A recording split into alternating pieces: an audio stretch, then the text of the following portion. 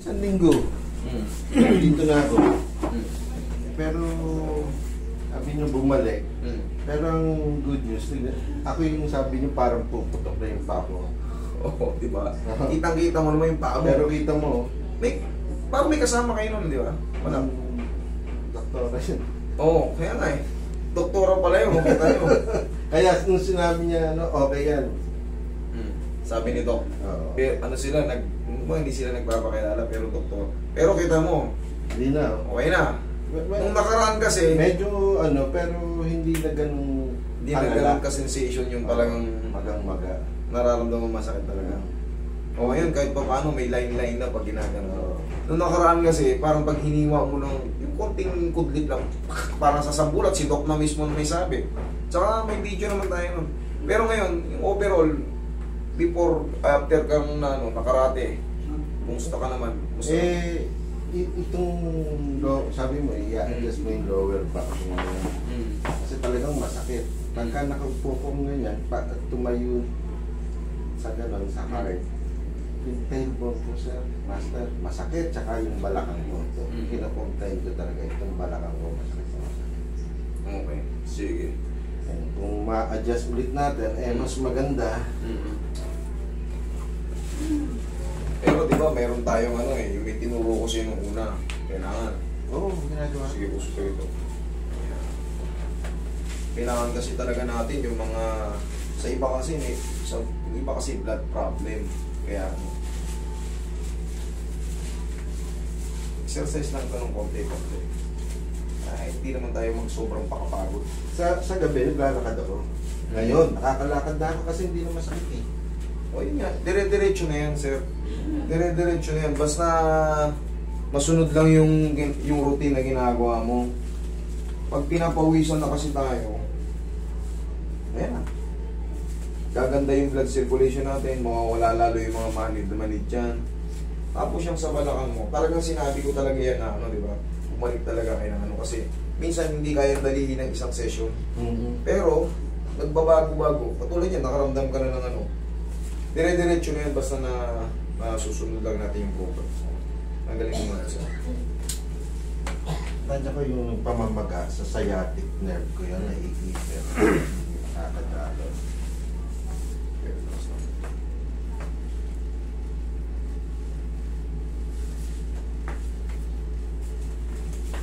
Simple lang si Ma'am nung nakaraan, doktora pala yun.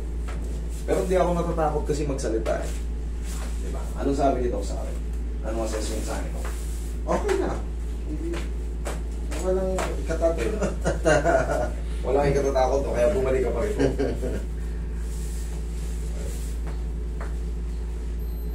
Ay, sarap. Higa kang patihaya.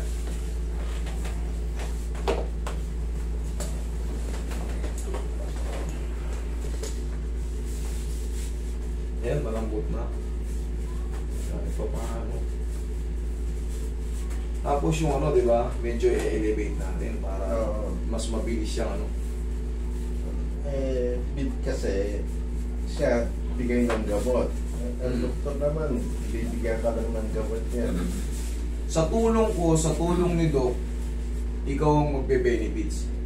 Kasi mas malalim ang kaalaman nila. Sa akin sa adjustment, yung adjustment ko kaya kong ipaliwanag. Sila yung bibigay nilang medicine sa'yo, kaya nilang kaya nilang ipaliwanag. Kaya yung gamot nga niya, hindi naman nakatanggal yung pamamaga ng tao. Sa akin, adjust tanggal yung pamamaga. Oo. Kaya nga, siyempre, tulong-tulong din yan. Kumbaga, nung nakaraan kasi, sakal pa lahat talaga, kaya hindi umubra yung gamot. Kailangan talaga may adjustment. Ngayon, mas magiging mabisa yun once na na-align yung mga natin. Okay.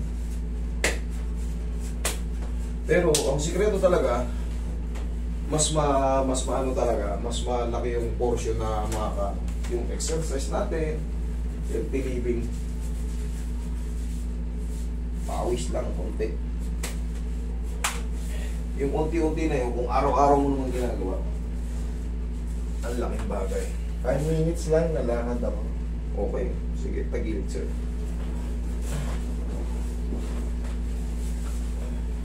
Masakit na yung likod ko niyan. Okay, relax lang. I-release na.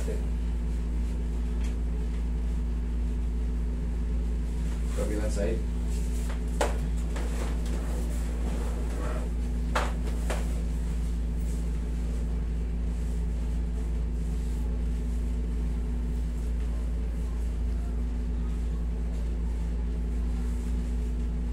Okay, relax na.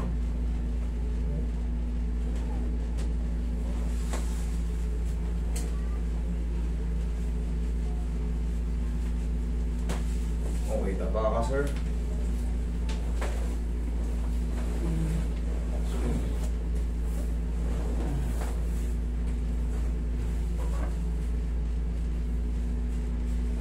Okay, relax na.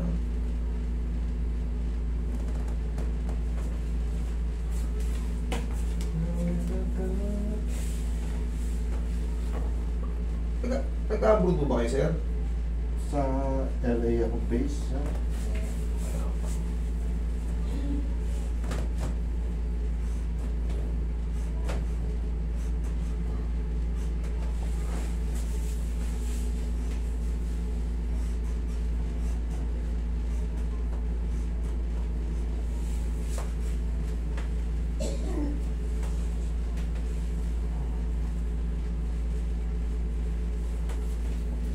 Kailan ulit yung ano nyo, sir? Balik ng LA? Sa katapusan. Tapos, sir. Pero ano naman, every 45 to 60 days nandito. Bang, ayos ah. Parang nagawang interview lang yun ah. Sana, oo.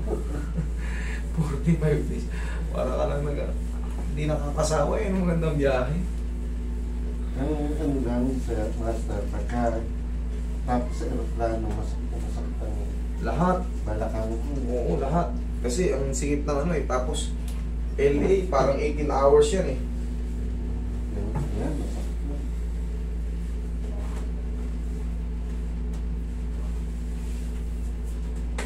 Yung iba talaga pag uwi dito ng Pilipinas, namamanas. Pero after mga 1 week, pag naka-recover na, wala nang jet lag, tapos nakapaglakad-lakad na rito, nakaka-recover naman. Huwag mo lang sabayan muna talaga kainan ng malansa. Basta ako master, pagkagising ko sa umaga, manonood na ako ng news. Pagkatapos lahat ng mga tinamot mo, nung minasahe mo, Nire-review mo na. nire-review mo. Salamat po. Pati yung mga nanay ko. Na ano ba yun, par? Kita sila sa ano, no?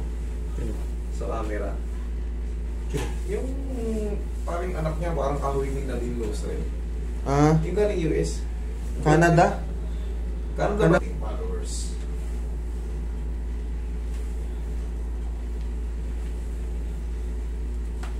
Generous.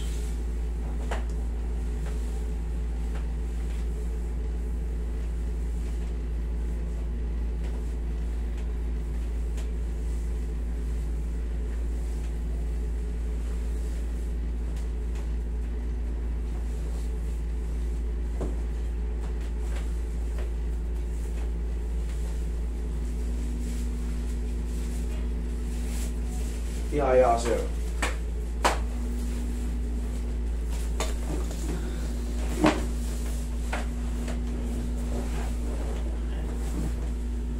Aspin lang ako sa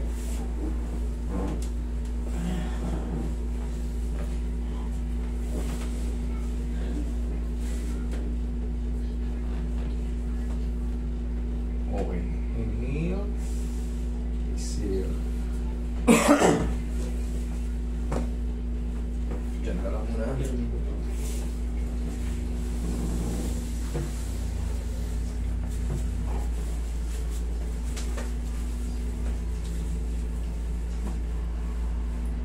Aning hapit-hapit. Kakatuwa na eh.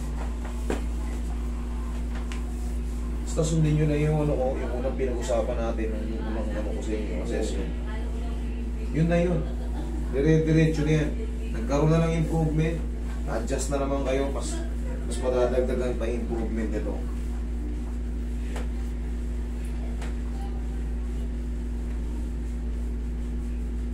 Turuan mo ako, master, kung paano marerelieve yung pain sa balakang, ha? Ayun ah. Ganun lang. Ganun lang. Very simple. Yan pagka na-adjust na. Tsaka yan, malalaman mo pagka, sir, pagka yung sa balakang natin, sa likod natin, may mali. Sa latag pa lang, may kakalso na yan. Yung higa pa lang, kakalso na yan. Maliban na lang kung talagang manipis na talaga yung ano natin, may mga kilos na talaga tayo. Pero yan, pag mali ang setup ng likod nyo, dyan pa lang kalso na yan. Mamamanhid na kayo kagad. Okay? Opo.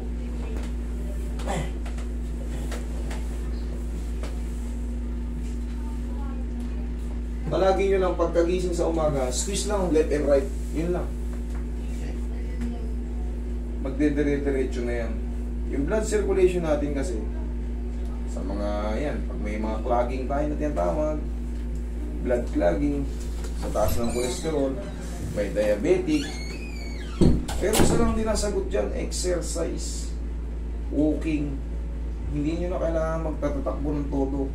Ang mahalaga, walking. Inhale, exhale, ganon sa umaga.